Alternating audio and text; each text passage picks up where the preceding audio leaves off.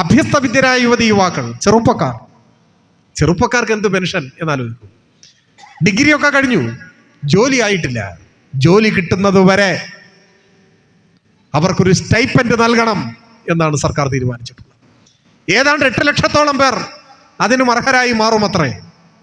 അപ്പം മൊത്തം നോക്കിയാൽ 1 കോടിയിൽ പരം മലയാളികൾ നേരിട്ട് സർക്കാരിന്റെ ധനസഹായത്തിന് അർഹരായി മാറുന്ന നാടായി കേരളം മാറും. എന്ന് വെച്ചാൽ മംഗലത്ത് അങ്ങാടിയിലേക്ക് ഇറങ്ങിയാൽ നിങ്ങൾ കണ്ടുമുട്ടുന്ന മനുഷ്യരിൽ 4 ആളെ കണ്ടാൽ അതിലൊരാൾ, ചുരുങ്ങിയതൊരാൾ, സർക്കാരിന്റെ ധനസഹായം കൈപ്പറ്റുന്ന ആളായിരിക്കും എന്നതാണ്. ആകെ ജനസംഖ്യയുടെ 25%-ലധികം 30%-ഓളം ആളുകൾ സർക്കാരിന്റെ ക്ഷേമ പദ്ധതികളുടെ ഗുണഭോക്താക്കളായി മാറുന്ന ഒരുപക്ഷെ ലോകത്തിലെ ഒരേ ഒരു പ്രദേശമായി നമ്മുടെ കേരളം മാറുന്നു. അതാണ് LDF ഗവൺമെന്റിന്റെ കീഴിലുള്ള കേരളത്തിന്റെ വളർച്ച മാറ്റം.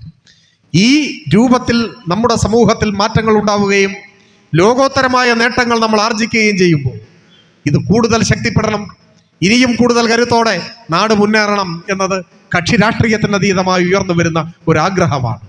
ഇപ്പൊ UDF ആയിരുന്നു കേരളത്തിൽ അധികാരത്തിലെങ്കിലോ നിങ്ങൾ ആലോചിച്ച് നോക്കൂ. 600 രൂപ ഉള്ള പെൻഷൻ കൊടുക്കാതെ പിടിച്ചു വെച്ച് അവസാനിപ്പിച്ചവരാണ്. എന്താകുമായിരുന്നു സ്ഥിതി? കേരളം ഇന്ന് കാണും പോലെ ആയിരിക്കില്ല. നമ്മുടെ നാട് തകർന്ന് ശിഥിലമായി പോയേനെ. 10 കൊല്ലം പഴക്കമുണ്ട് UDF ഭരണത്തിന്റെ ഓർമ്മകൾ എന്നതുകൊണ്ടാണ് പലരുടെയും മനസ്സിൽ ഇപ്പോൾ ആ കാലമില്ലാത്തത്. ചേരിപ്പോരും തമ്മിൽ തല്ലും കുതികാൽ വെട്ടും അഴിമതിയും അരാജകത്വവും ഈ നാടിന്റെ അന്തസ്സിനെ പാതാളത്തോളം ഇടിച്ചു താഴ്ത്തിയ ഒരു ഭൂതകാലം കൂടെ ഉണ്ടായിരുന്നു. അവിടെ നിന്നാണ് ശാപമോക്ഷം നേടി 2016-ൽ ഒരു പുതിയ യുഗം പിറന്നത്. അതിനുശേഷമാണ് കേരളം മുൻപോട്ട് വന്നത്. ഇതിനെയും കൂടുതൽ ശക്തമായി മുൻപോട്ട് പോകണം എന്ന് ഏവരും ആഗ്രഹിക്കുന്ന ഒരു കാലത്താണ് ഈ തദ്ദേശ തെരഞ്ഞെടുപ്പ് ഇപ്പോൾ വന്നിട്ടുള്ളത്.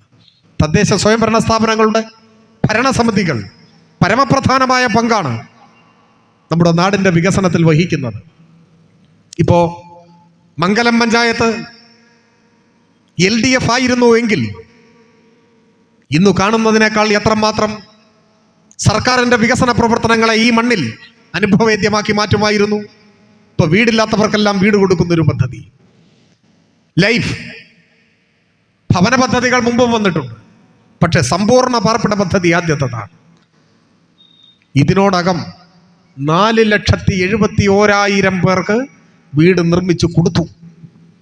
ഒരു സർവകാല റെക്കോർഡാണ്. 1,27,000 വീടുകളുടെ നിർമ്മാണം നടന്നുകൊണ്ടേയിരിക്കുന്നു.